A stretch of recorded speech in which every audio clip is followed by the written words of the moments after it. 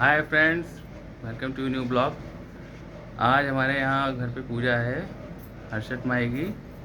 और जो अंशु बहुत हर साल करती है और बहुत अच्छे से करती है। आज मैं आप लोगों को वीडियो में दिखाऊंगा कि किस तरह पूजा की जाती है। आप लोग भी देखिएगा फ्रेंड्स।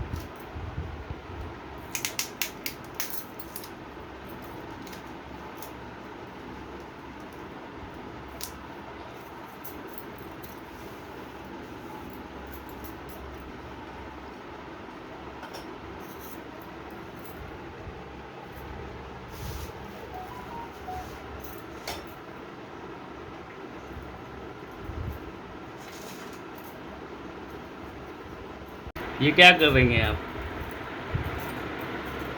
मैडम? पूजा हो रही है। कौन सी पूजा? कल षष्ठी माता। अच्छा,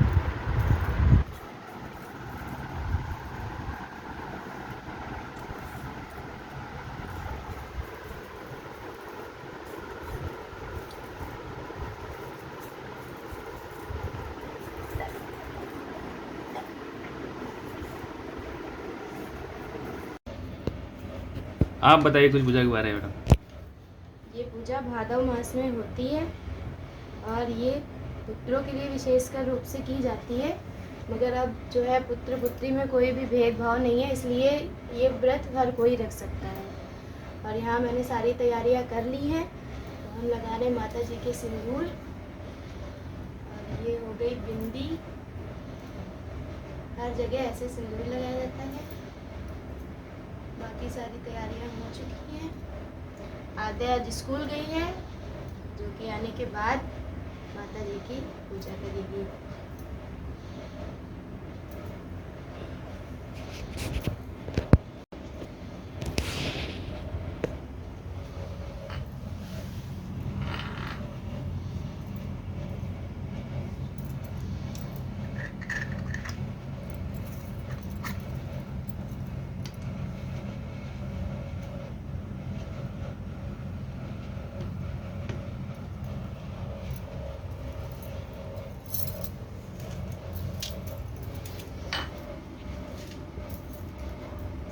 इस पूजा में हम लोगों को लगता है चबेना और कुल्हड़ मिट्टी के, और वो पत्ते होते हैं।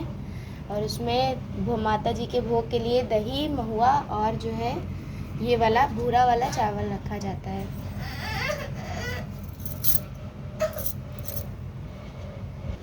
ये पूजा क्यों की जाती है, ये हम आपको कथा पढ़कर सुनाते हैं, जिससे आपको पता चलेगा कि ये पूजा क्यों की जाती है।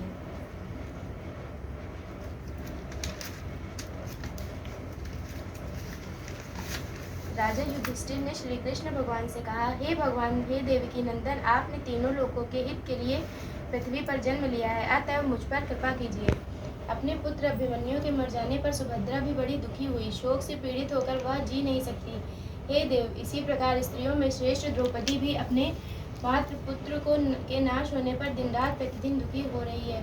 हे यदुकुल श्रेष्ठ, अभिमन्यु की भार्या के गर्भ की संतान भी अस्त्र के तेज से दग्ध हो रही है, क्योंकि अति दुष्ट अश्वत्थामा ने इस गर्भ को बिल्कुल निष्क्रिय कर दिया है। इस प्रकार संसार में संतति के शोक से उत्थान हुआ है। ऐसा घोर महादुख हो रहा है। पिता अपने जन्म को तभी सफल मानता है जब उसके पुत्र चिरंजीवी, दीर्घायु और आरोग्य हो और उसकी संतति उत्तम हो। हे देवेश, उस दान या व्रत को बतलाइए जिसके करने से संतान शोक के दुख से माता पिता पीड़ित न हो।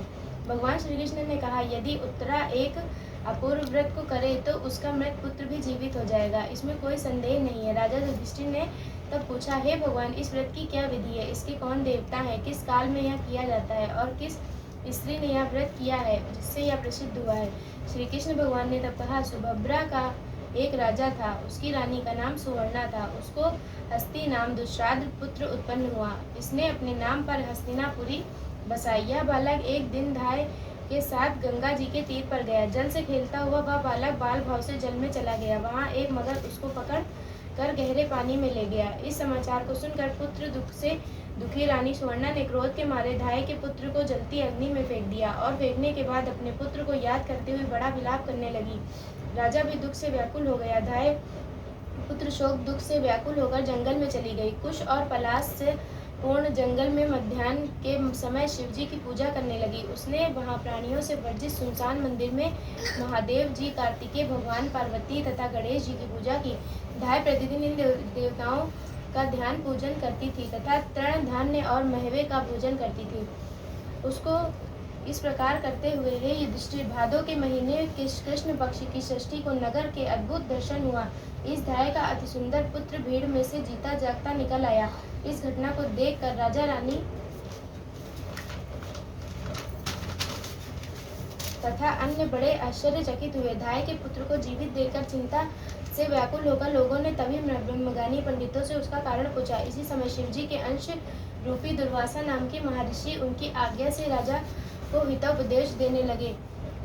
वहां पर आए शिव स्वरूप दुर्वासा ऋषि का कल्याण का मनोरथ जान राजा ने आए हुए ऋषि का अग्र इत्यादि से पूजन किया और उनको बारंबार नमस्कार करके अपनी सेविका अर्थात धाय के पुत्र को भीड़ में से जीवित निकलने के विषय में पूछा। दुर्वासा ऋषि ने कहा, हे राजन, जो धाय अपने भय से जंगल में चली गई है, वहां पर उसने महादेव, पार्वती, कार्तिकेय भगवान तथा श्री गणेश जी की पूजा की है, उसी का ऐसा फल है। हे राजा, आप दोनों को भी यह व्रत पर वन में चले जाना चाहिए। वहां जाकर महिपाल आप इस व्रत के महाफल को ग्रहण कीजिए। हे महाराज, उन दोनों राजा रानी ने इस प्रकार भलीभांति संतुष्ट होकर पहले ऋषि को जंगल भेजा। उनसे तब वार्तालाप सुनकर राजा और रानी भी उस घने जंगल में स्वयं गए। दुर्वासा इत्यादि ब्राह्मणों के साथ आनंद पूर्वक वहां जाकर उन्होंने पलाश के वृक्ष के नीचे कुशा पर धाय को पूजा करते हुए देखा। वह परम श्रद्धा पूर्वक चारों देव मूर्ति की पूजा कर रही थी। राजा ने धाय को आसन करके उसके पुत्र से मिला दिया। तब धाय आनंद युक्त होकर राजा को व्रत के विषय में सब कुछ कहने लगी। हे राजा, मैं आपके भय से यहाँ आई हूँ, वायु भोजन करती हूँ और शिवजी तथा पुत्रों सहित पार्वती का पूजन कर रही हूँ। आधी रात के स्वप्न में आनंददाता शिवजी और पार्वती के दोनों पुत्र सहित बैल पर चढ़े हुए कुश और पलाश के वृक्षों के नीचे देखा। उन्होंने कहा, तेरा पुत्र जीवित हो, तूने हम दोनों का व्रत किया है, अतः तेरा पुत्र अवश्य जीवेगा। और रानी भी विधिपूर्वक इस व्रत को करें, इससे उसका पुत्र भी जीवेगा और वह अनेक पुत्रवती होंगी। इस व्रत की विधि दुर्वासा ऋषि बतलाएंगे। दुर्वासा ऋषि ने कहा, हे राजन, भाद्रपद के महीने की कृष्ण पक्ष की षष्ठी आने पर उस दिन नियम पूर्वक प्रातःकाल स्नान करके मनुष्य व्रत को करे। क्रोध और लोभ त्याग कर इस व्रत के नियम का पालन करे। करते हुए जब तक संपूर्ण करने की निमित्त जीवों का पद्धति अर्थात उसके मार्ग को ना लाए और मध्यांतर के समय मित्रों के साथ पुत्र युक्त होने की मन में अभिलाषा करते हुए पलाश और कुश के नीचे शिव जी, पार्वती, गणेश तथा स्वामी कार्तिकेय इन चारों देवी देवताओं की मूर्ति बनाकर नीचे लिखे मंत्रों से इनका पूजन करे और भक्ति भाव चित्त से इन सभी देवी देवताओं का नाना प्रकार की धूप और तथा उसके बाद उत्तम पुष्पों से पूजन करे। शिव जी की प्रार्थना के मंत्र। सौम्य पूर्व धारण करने वाले, 5 मुख वाले, त्रिशूल धारण करने वाले तथा मध्य महाकाल इत्यादि गुणों से युक्त शंभु शिव जी को नमस्कार।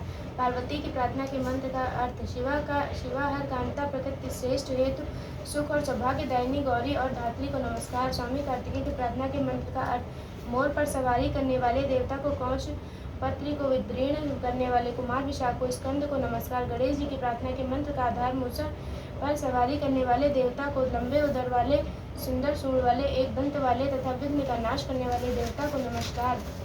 दीपक, चंदन, धूप तथा नाना प्रकार के नैवेद्य से पूजा करके गाजे बाजे से ब्राह्मणों के साथ घर आवे। उस दिन महुए के फूलों के साथ समा के चावल का भोजन करे और भैंस का दूध, दही, मट्ठा और घृत का भोजन करे। हे राजन, इस व्रत की ऐसी ही विधि है, जो मनुष्य ऐसा करता है वह पुत्र पौत्र से युक्त शीघ्र ही सुख को प्राप्त करता है। दुर्वासा ऋषि के वचन सुनकर राजा ने इस व्रत को किया। तब मगर के बिल से शीघ्र ही निकलकर राजकुमार ने माता पिता तथा दुर्वासा ऋषि के चरणों में गिरकर प्रणाम किया और बोलने लगा, इस व्रत के फल से राजा के यहाँ दीर्घायु, बड़े पराक्रमी, बलवान तथा सर्वगुण संपन्न अनेक पुत्र उत्पन्न हुए। उसमें राज्य में इति अर्थात अतिवृष्टि तथा दुर्भिक्ष की शांति हुई और राजा ने अनेक वर्ष तक सुखपूर्वक राज्य किया। श्री कृष्ण भगवान ने कहा, संतान दुख से पीड़ित उत्तरा इसी व्रत को करे। केशव भगवान के वचन को सुनकर राजा युधिष्ठिर कृतार्थ हो गए। अश्वत्थामा से हत उत्तरा का गर्भ शीघ्र ही जीवित हो गया। इस व्रत के प्रभाव से संतति स्थित हो जाती है। व्रत के करने के बाद शास्त्रोक्त रीति से विधि पूर्वक उद्यापन करे। सुवर्ण, बैल, भैंस, गाय तथा ब्राह्मण को दे तथा सोने और चांदी की सुंदर मूर्ति बनवाकर वेद वेदांग में प्रवीण ब्राह्मणों के सहित इनका पूजन करे। विधि जानने के पश्चात श्रेष्ठ राजा युधिष्ठिर ने इस व्रत को उत्तरा से कराया, जिससे अश्वत्थामा द्वारा नष्ट हुआ उसका गर्भ रक्षित हुआ। इस व्रत के प्रभाव से उत्तरा के उदर का गर्भ उसी क्षण जीवित, गतिमान तथा प्रसव हुआ। हे राजन, यदि यही संसार के जन्मेजय का उत्पन्न करने वाला परीक्षित नाम का राजा उत्पन्न हुआ। हे राजन, जो कोई इस अपूर्व व्रत को इस प्रकार से करता है वह संपूर्ण पापों को त्याग कर सूर्य की महिमा को प्राप्त करता है। श्री कृष्ण तथा युधिष्ठिर के संवाद में कुश पलाश नाम की हलचष्टि व्रत की कथा समाप्त हुई। जय जगन्नाथ।